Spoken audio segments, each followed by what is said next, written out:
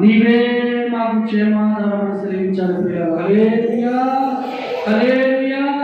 నీవు లేకుండా నేను బ్రతకలేను ప్రభువా.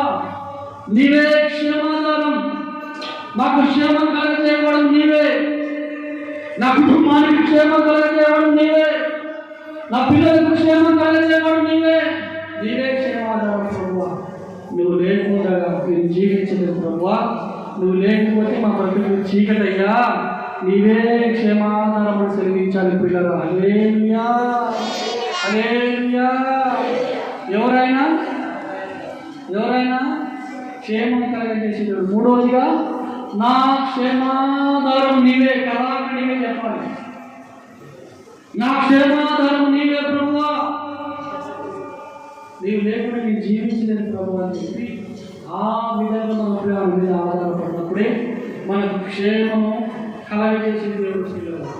నాలుగో మాట చదువుకుందాం. ఇదొక మాట చదువు. నెహెమ్యా గ్రంథము 9వ అధ్యాయము